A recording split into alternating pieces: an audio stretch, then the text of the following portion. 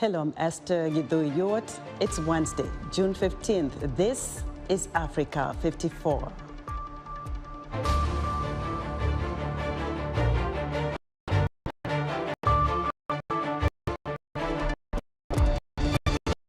We don't think anyone should. Rwanda says everything is still in place for safe accommodation of the asylum seekers and have secured 3 facilities ready to host them. According to the government, the facilities have more than 722 beds and are well structured to make the migrants feel at home. The accommodation facility is not a detention facility, so they will be free to come and go as their case is looked at. But there is security at the Hope Hostel, which many of you visited, because for their own safety as well. It's a facility that's in a residential neighborhood. It's right on the main road, so we need to ensure that the migrants are safe. A cross-section of Rwandans in Kigali support the government's decision to host the asylum seekers. Olivier says he thinks the decision of his country to provide a solution for global illegal migration is noble. He says he would be worried if his country was doing it for the first time. But he says, based on how successful it was to host migrants who were stranded in Libya, it is a good move.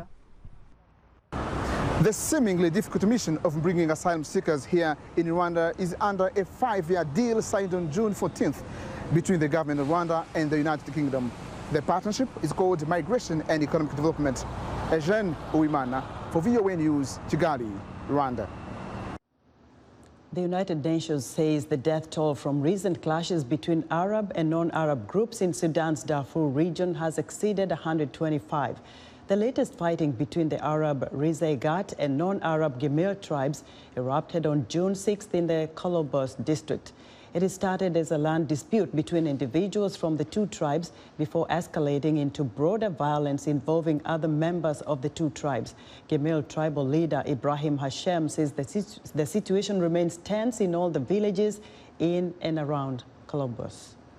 The UN World Food Programme says the risk of starvation for 1.7 million people in South Sudan is heightened after it cut some food aid due to a funding shortfall. Ida Mullen has more. The UN's World Food Programme said on Tuesday that it has suspended some food aid in South Sudan due to a funding shortfall, heightening the risk of starvation for 1.7 million people. Adeyinka Badejo Sanogo, the WFP's acting country director, said South Sudan is facing its hungriest year since independence more than a decade ago. We are particularly concerned with these cuts, especially because these cuts are happening at the start of the lean season, when families have completely exhausted any food reserves and are likely to continue to suffer acute levels of hunger as the lean season deepens. Essentially, WFP in South Sudan, we are in famine prevention mode. The move suspends aid to almost a third of the 6.2 million people WFP had planned to assist this year.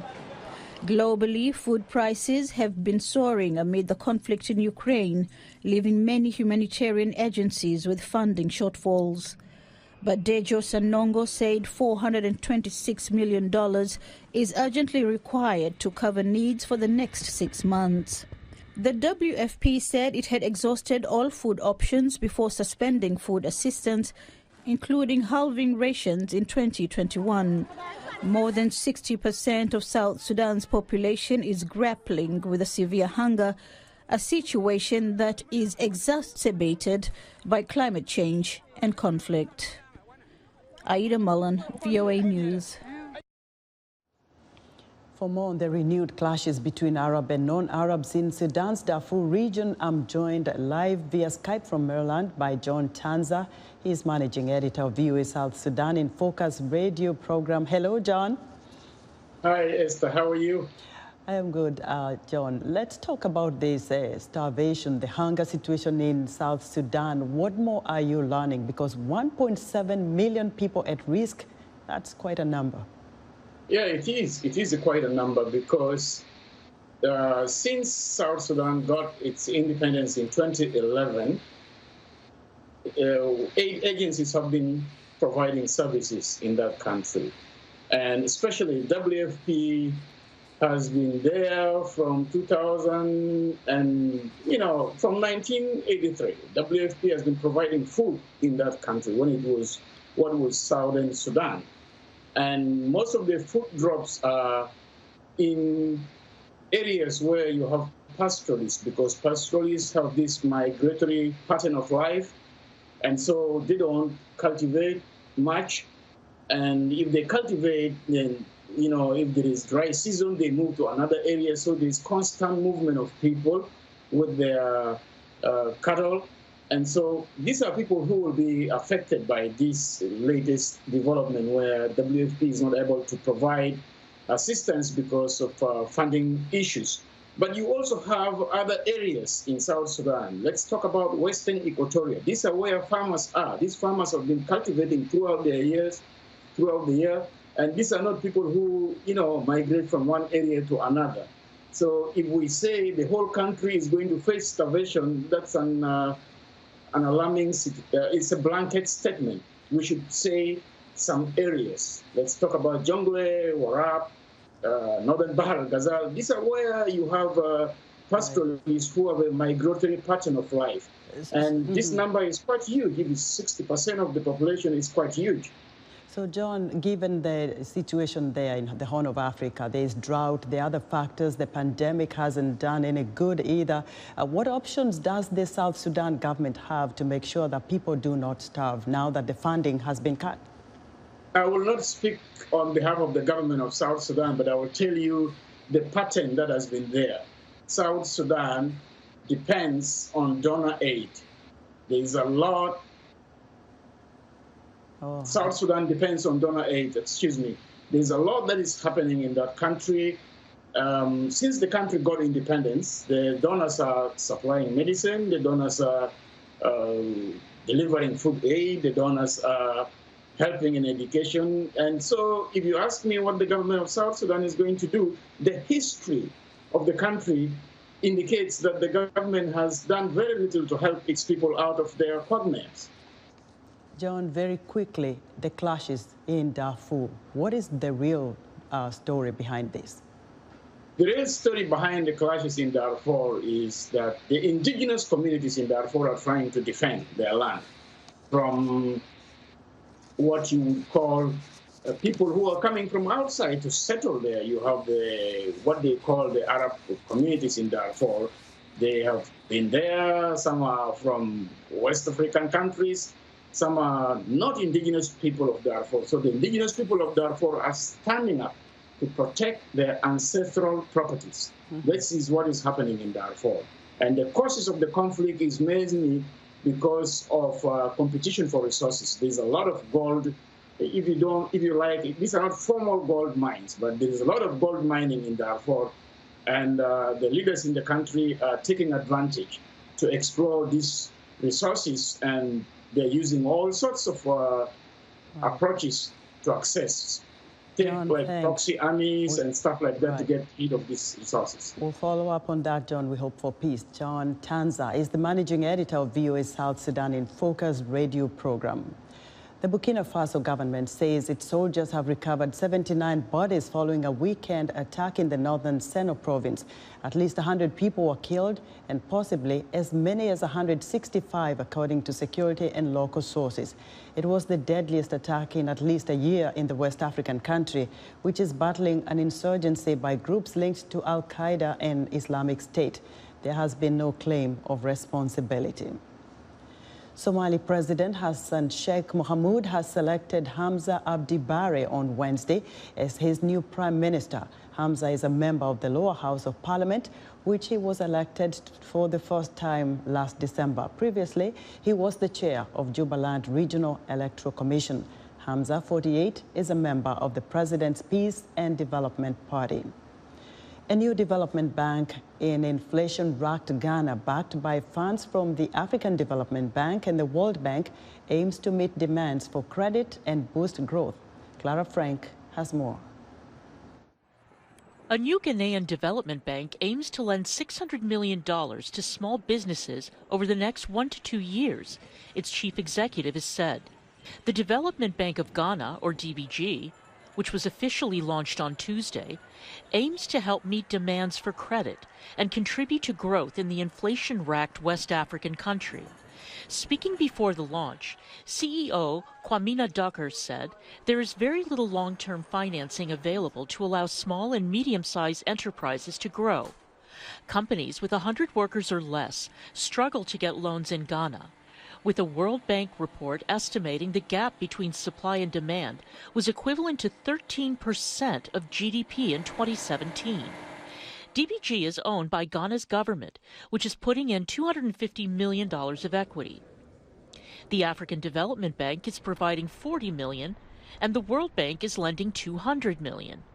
The European Investment Bank and Germany's development agency KfW are putting in $178 million and $49 million respectively. Ducker said DBG would lend between $5 and $30 million to commercial banks. They in turn would make 3 to 15-year loans to small companies, ranging from $25,000 to $3 million. Ducker declined to share details of interest rates, but said they would be lower than those currently available commercially. Inflation in Ghana rose to a new 18-year high of 27.6% in May, and interest rates were hiked 200 basis points to 19% the same month to try to stem the rise in prices. Ducker said that makes it a difficult environment, but it means it's absolutely the time when a development bank is needed more than ever. Clara Frank, VOA News. We'd like to hear what you think about Africa 54 in all our VOA Africa programs on our website at voaafrica.com. Still to come, a Nigerian technology company drives efficiency in the supply chain. We'll explain after the break. On the next Straight Talk Africa, a massacre at a Catholic church in Nigeria claims the lives of many and leaves a community shaken to its core. In the United States, a gunman opens fire at a school in Texas and kills children and teachers. Can anything be done to stop senseless mass shootings? Join me, Heidi Adams, as we discuss these issues on the next Straight Talk Africa.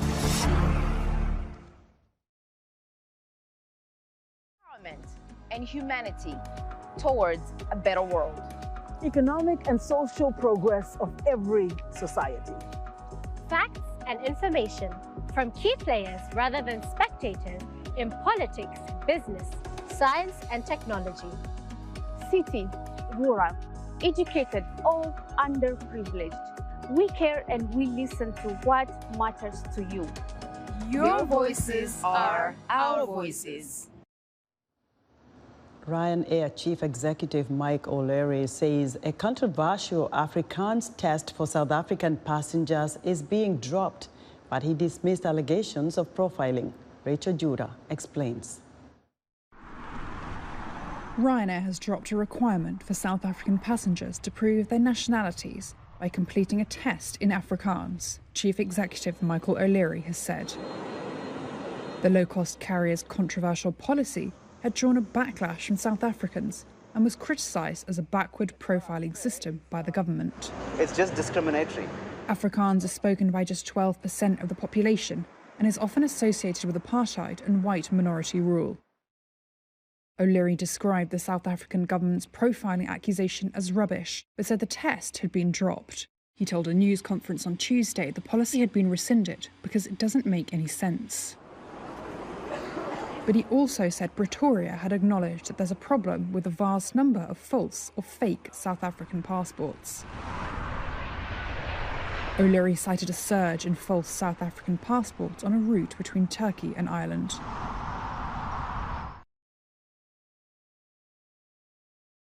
That was Rachel Judah of Reuters.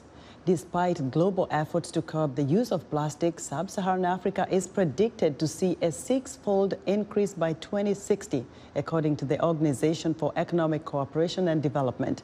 In South Africa, one man is trying to make a difference by creating jobs and transforming plastic waste into outdoor furniture and playgrounds. Linda Giftash reports from Johannesburg. It may look like timber, but these planks used for this dining set are made of recycled plastic. Hudson Tepofa started his business building with these planks at his home in the township of Katlahong after he lost his job during the coronavirus pandemic. He says it's created employment for himself and 2 other staff and contributes to environmental protection. It is safe to do recycling so that we can save our environment, because the animals, they won't die from those plastics and everything. Our dams, they won't be dirty. So I think that's the way to save our community. The 34-year-old now gets regular orders for outdoor furniture and playgrounds. South Africa is one of the world's top countries for recycling plastic, capturing about 45% of plastic waste. This recycling plant makes durable and sustainable timber with plastics that are too low in quality to be reused for packaging or other materials. Recyclers say it's extending the lifespan of plastic used in everyday life. When you wake up in the morning, you will touch or interact with plastic more than 100 times before you get into the office. And that's from turning on the light switch to your toothpaste. The problem we have with plastic is it's visible and it pollutes. Not plastic pollutes, people pollute. The economic incentive for recycling plastic has given rise to an informal waste picking industry. People gather and separate materials to sell to recyclers, providing them with income. But the informality of the business means waste pickers don't have access to all neighborhoods or industrial areas, so the material ends up as litter or in landfills. Because South Africa is such a disposing country, there's plastic everywhere for us to collect. There's no proper structures that fight against the redirecting of plastic from going to the environment. Globally, 460 million metric tons of plastic are used annually, half of which are for packaging. That's set to triple by 2060, with a 6-fold increase in sub-Saharan Africa, according to a new report by the Organization for Economic Cooperation and Development. And recycling is not keeping up, capturing only 9% of plastic waste globally, which is why environmentalists say reducing plastic consumption, especially non-essential packaging, is necessary. In Africa, there's lack of financial capacity, human capacity to collect this waste efficiently, and so recycling is a problem. This needs to be looked at from businesses and government, because we need to change the default and the normalization of just offering consumers plastic continuously.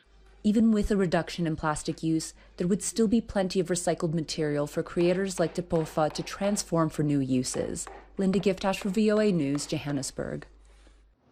It's time for our tech segment, and joining us now is our technology reporter, Paul Ndiho. Paul. Thank you, Esther. Many subsistence farmers in Africa lack access to local markets, later on international buyers. So there is a huge problem, but also it offers an opportunity for technology startups.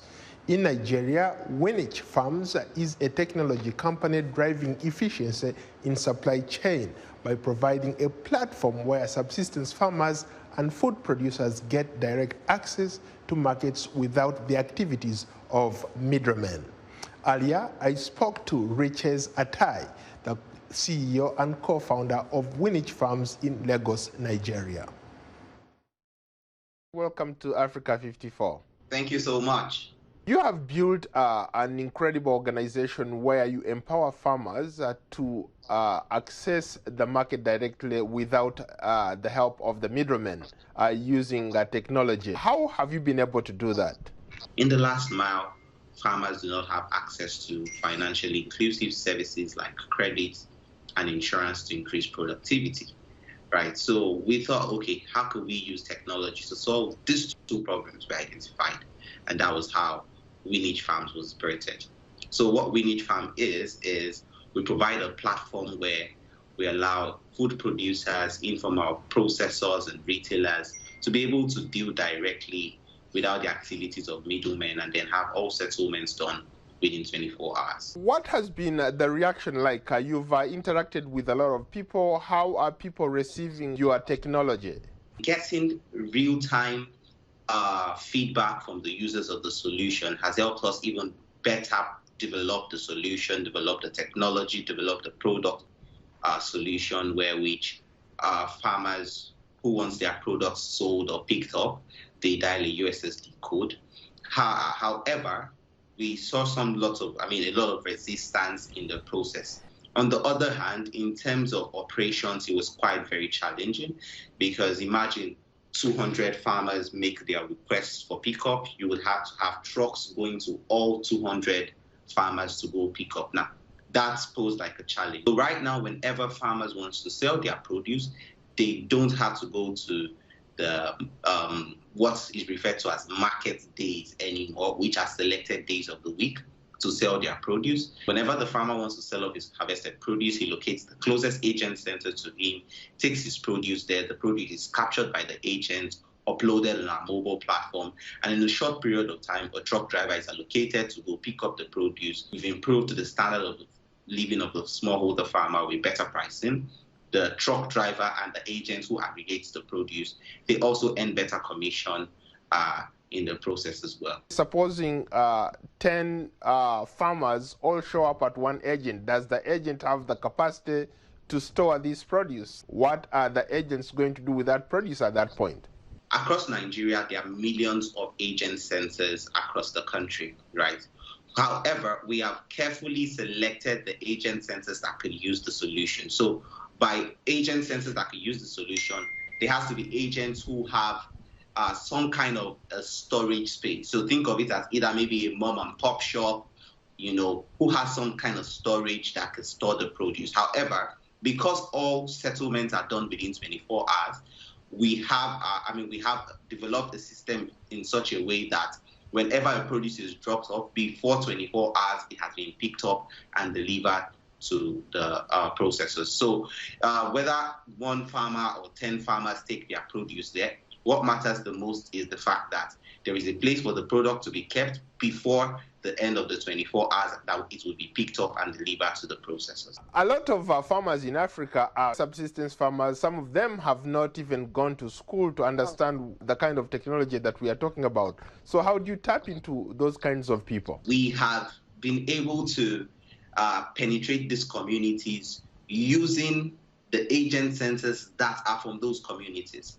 Now, because those agent centers are relatively tech savvy, they know how to either use a POS machine or they know how to use technology, right? So those agents, because they earn a commission for every product they aggregate and have us connect to market, the agents themselves are very bullish in educating the farmers as to how this technology works. So with the USSD approach, we are able to send notifications in terms of pricing, in terms of educating the farmers on how to take advantage of the better pricing that our solution offers. How many people do you have in your network? We have onboarded over 40,000 farmers.